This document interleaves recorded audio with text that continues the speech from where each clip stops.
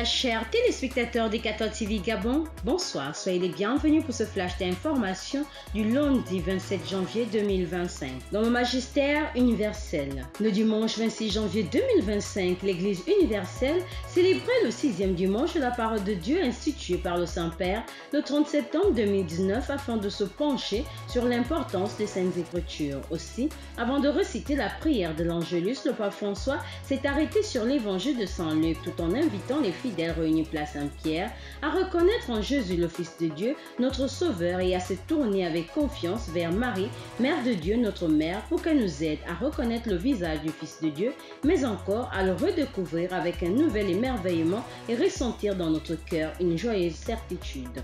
Après la messe en la basilique Saint-Pierre, les pèlerins gabonais conduits par Monseigneur Mathieu Madega les Bois-Caillant ont prié avec le Saint-Père. Toujours au Vatican. Le Saint-Père a reçu au Vatican le samedi 25 janvier 2025 plus de 9000 journalistes, communicateurs et professionnels des médias catholiques dans le cadre du premier rassemblement jubilaire sectoriel de l'année sainte du Jubilé du monde de la communication. Dans son message, le pape François a remercié du fond du cœur tous les professionnels de la communication qui risquent leur vie pour la recherche de la vérité et la dénonciation des horreurs de la guerre. Aux journalistes, le pape François a déclaré que ce métier, en plus d'être une profession, est une vocation, une mission. En cette année sainte, le pape François a lancé un appel pressant aux gouvernants, celui de faire libérer tous les journalistes injustement emprisonnés du fait que la liberté des journalistes accroît notre liberté à tous. Église en marche. La célébration du dimanche de la parole de Dieu dans l'archidiocèse de Libreville a donné aux paroissiens de Sainte Jeanne d'Arc de Likwala de vivre cette parole de Dieu avec plus d'ardeur et de joie. C'est le Père Joël Symphorien Ndoumou qui a présidé la célébration eucharistique au cours de laquelle les lecteurs ont renouvelé leur engagement au service de la parole de Dieu et reçu de nouvelles aumônes. Dans le diocèse de Franceville, son Excellence Monseigneur Ephraim Johnny, évêque de Franceville, est en visite fraternelle depuis le dimanche 26 janvier 2025 dans l'archidiocèse de Bangui en Centrafrique. Sa visite s'inscrit dans le cadre d'une retraite spirituelle organisée par les prêtres spiritains. À l'occasion de la célébration du dimanche de la parole de Dieu, l'évêque de Franceville a présidé l'Eucharistie en la paroisse Saint-Charles Luanga de Bangui.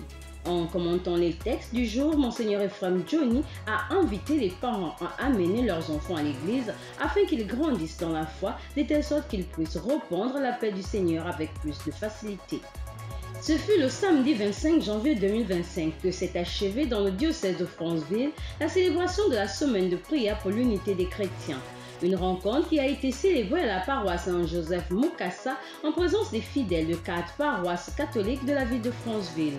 Cette célébration œcuménique a été animée par l'abbé Pulrich Manfombi, administrateur de la paroisse Sainte-Famille de Matebele, Père Paulin de Saint-Joseph de Mukasa et le pasteur Brice Okwe Ondo de la paroisse protestante de Mbaya. Toujours dans le diocèse de Franceville, partie de la cathédrale Saint-Hilaire de Franceville le samedi 25 janvier 2025 à 8h pour les chutes de Ndjoum.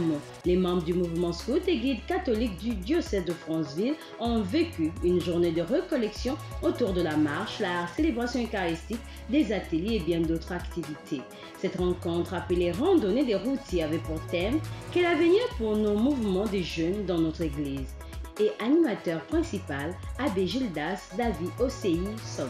Chers téléspectateurs de 14 TV Gabon, c'est ainsi que s'achève votre flash d'information de ce lundi 27 janvier 2025. Nous vous remercions de l'avoir regardé. On marche vers les 200 ans de l'histoire de l'évangélisation de l'Église catholique au Gabon. Gardons la foi, l'espérance et la charité.